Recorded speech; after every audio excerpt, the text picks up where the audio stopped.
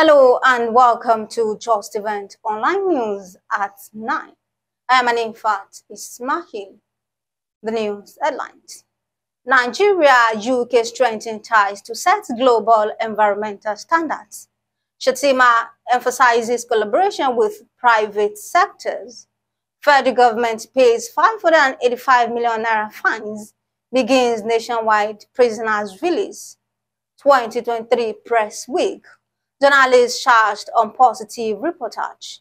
New wage begins April as federal government votes 24 trillion naira for salaries. Marwa warns NDLEA officials against sabotage.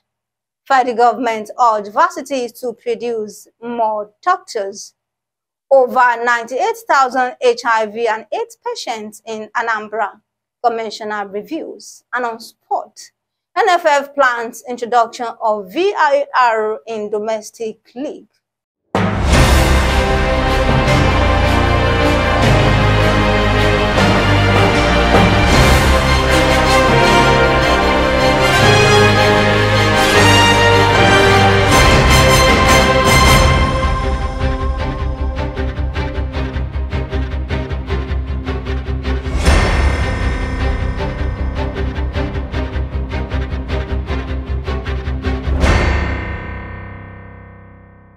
Now the news in details.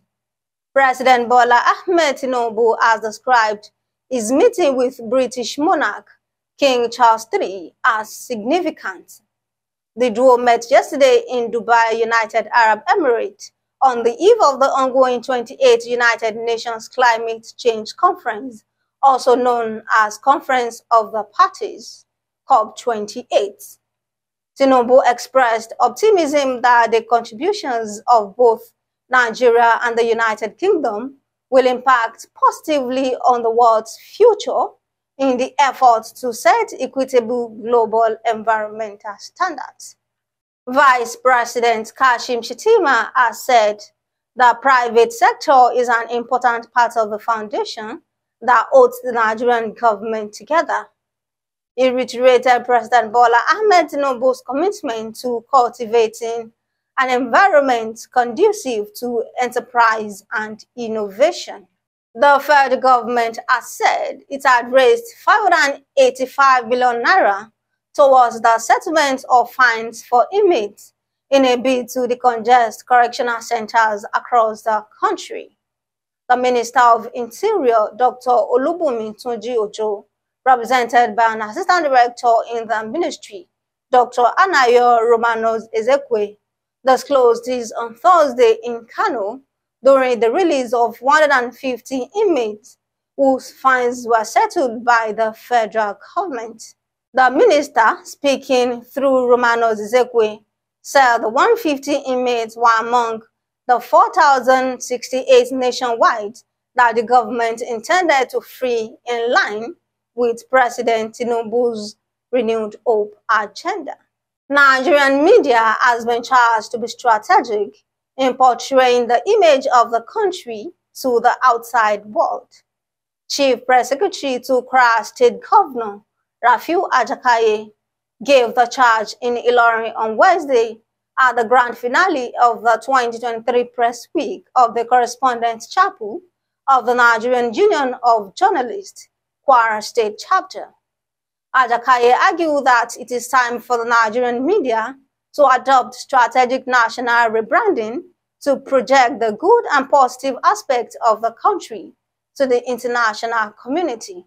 While speaking with Justeventonline TV, Kwara Commissioner for Education, Honorable Bolanle Olukoju, admonished journalists in the state to see themselves as patriots with an equal stake in development by writing reports that positively project the corporate image of the state. The commissioner further said our ministry remained committed to fortifying the bond with the media practitioners in the state.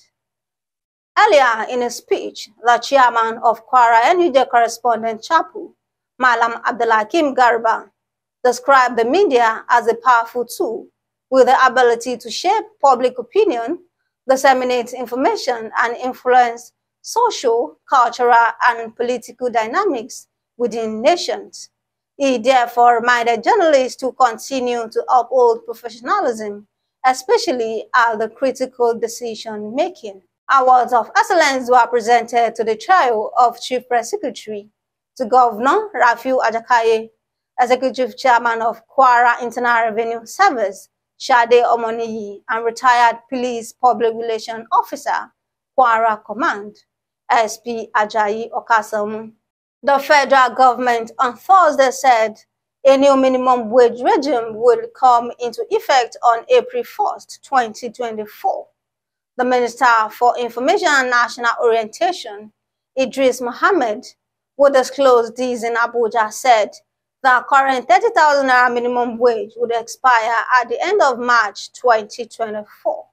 However, labor unions on Thursday confirmed that they had started a negotiation process with the federal government, adding that based on the country's labor law, the minimum wage should be reviewed every 5 years.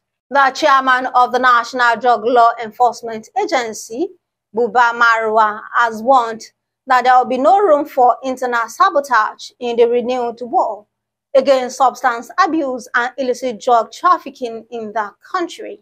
Marwa gave the warning in his remarks at the passing out ceremony of an additional 2,500 cadets of Senior Officers Basic Course 16 on Thursday at the NDLEA Academy, Jos, Plateau State. In a statement by the Director, Media and Advocacy, Femi Babafemi, NDLEA boss reminded the gathering that the ceremony completed the addition of 5,000 personnel to the NDLEA workforce, while it charged them to make their impact felt. The federal government has directed universities to begin to admit more students into medicine and surgery as a strategy to address the shortage of manpower in the health sector, occasioned by the relentless exodus of health workers abroad in what has been termed as JAPA. The Vice-Chancellor, now University, Professor Dili Dogo, reviewed the federal government directive in a statement on Thursday by the varsity. That statement quoted Dogo as saying, now university would increase medical student admission by 100% in compliance with the federal government directive to universities. The Anambra State AIDS Control Agency and the State Ministry of Health have disclosed that no fewer than 98,960 persons are living with HIV and AIDS in the state. The State Commissioner for Health, Dr. Afam Obidike, gave the figure in Akwa on Thursday during a media briefing ahead of the 2023 World AIDS Day, observed every December 4th. The last on the news is sport. The president of the Nigeria Football Federation, Ibrahim Gusau, has promised the introduction of the video assistant referee to the Nigerian Football League. VAR is a system that helps referees to decide better about players' foul plays.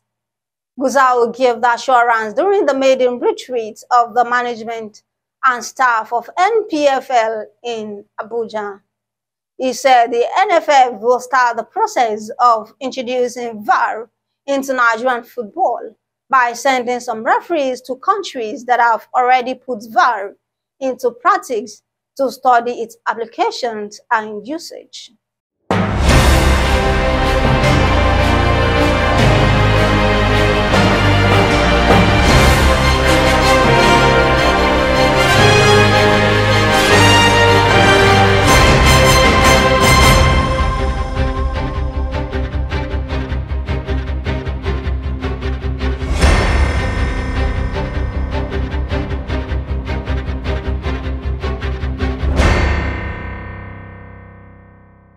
We have come to the end of the news at 9. Here is the recap of the story. Nigeria and UK strengthen ties to set global environmental standards. Shettima emphasizes collaboration with private sectors. Federal government pays 585 million fines, begins nationwide prisoners release. 2023 Press Week, journalists charged on positive reportage. New wage begins April as federal government votes 24 trillion naira for salaries. Marwa wants NDLEA officials against sabotage. Federal government urged varsities to produce more doctors. Over 98,000 HIV and AIDS patients in Anambra, Commissioner reviews. And on sport, NFF plans introduction of VAR in domestic league. Thank you for watching Justeventonline News. Remember, a negative mind will never produce a positive life. For more news, visit www.justeventonline.com, and to read more updates, follow us on our social media platforms with the tab at Justeventonline. You can also send us an email on justeventonline@gmail.com. I am Anambra Ismail. Good night.